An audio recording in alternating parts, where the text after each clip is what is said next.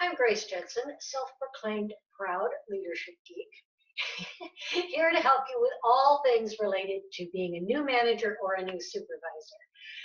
And I'm going to take a wild guess that one of the things you may be finding just a little bit challenging as you get into this new role is the lovely topic of delegation. Am I right?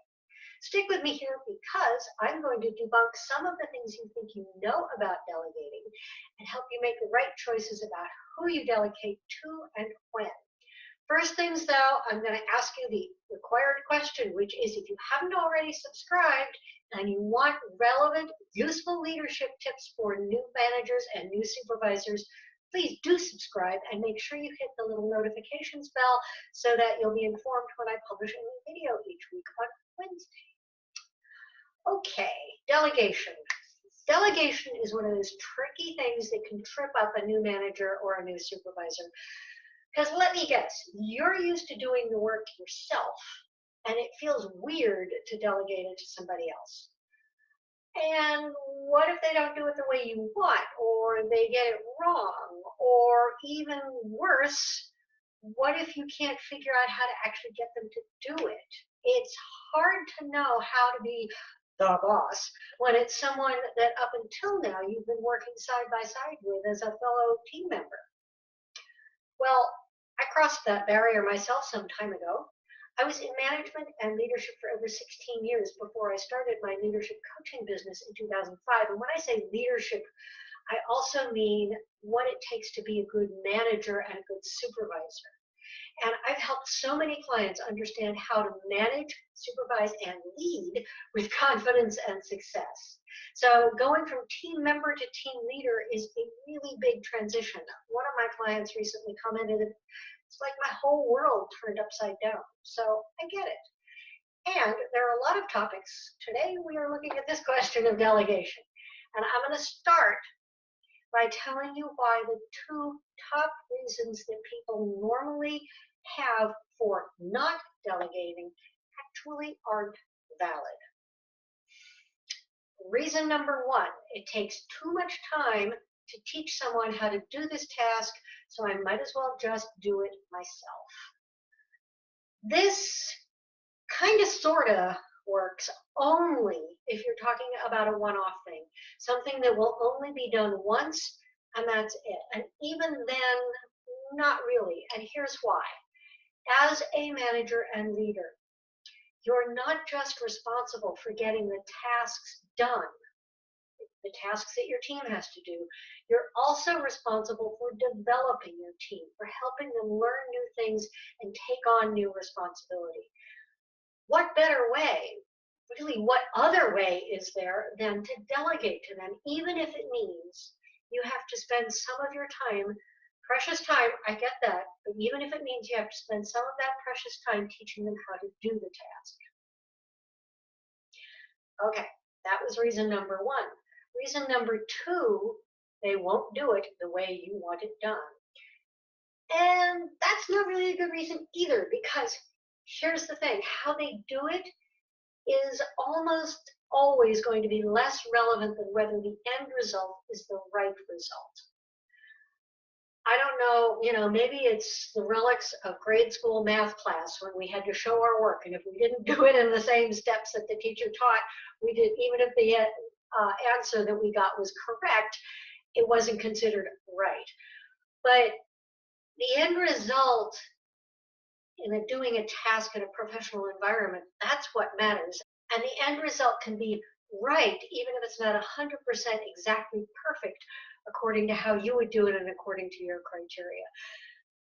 And you never know. Somebody might actually find a better way to do it and teach you something, right? I know, hard to believe. Okay, so let me ask you this. Do either of those reasons for not delegating ring a bell for you? Are they perhaps reasons that you have used to justify not delegating for yourself? Or do you have other reasons why you hesitate to delegate to your team? I would love to know. So leave a comment below and I'll come back and answer any questions that you may have. Okay, now let's move on to the best ways to delegate. And let's start with this concept. Delegation has not just one, but two purposes. First thing, obviously, this is a task or project that needs to get done. Simple enough. Second, maybe not so obviously, but I mentioned it a few minutes ago. It is an opportunity to help your team learn and grow and take greater responsibility. Both of those things, getting the task or project done and developing your team, are your responsibility as a manager and supervisor and leader. What this means is you need to be conscious and intentional about who you choose to delegate to. First, does the person you have in mind have the bandwidth? Do they have the time? Are they busy with other projects that maybe are even more important?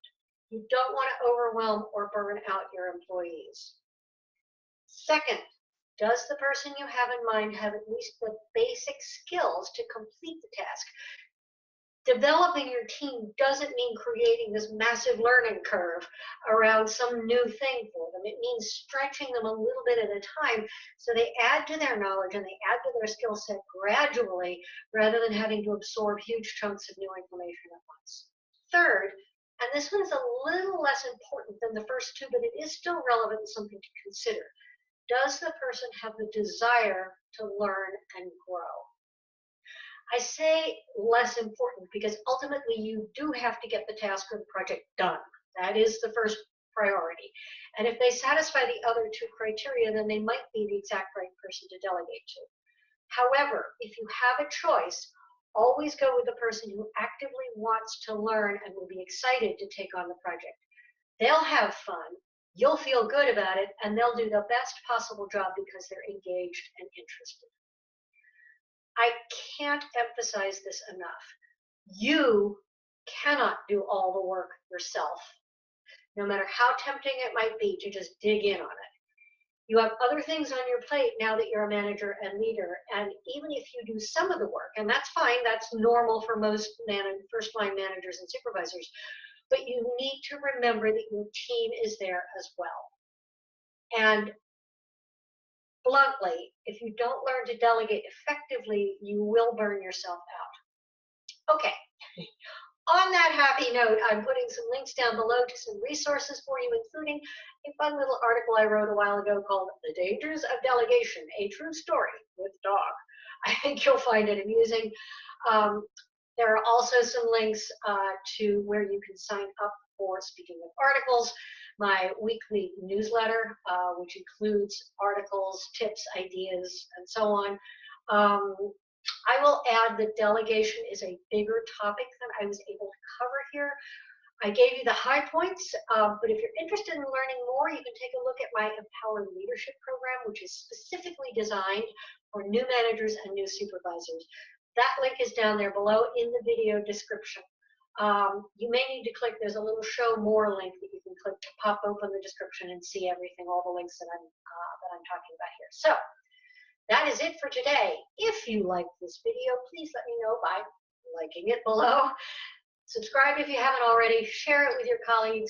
Comment below to let me know any insights or aha moments you had. And to let me know, will you be changing how you delegate after watching this? And if so, how? And if not, why not? What did I not do that would have convinced you that it was a good idea?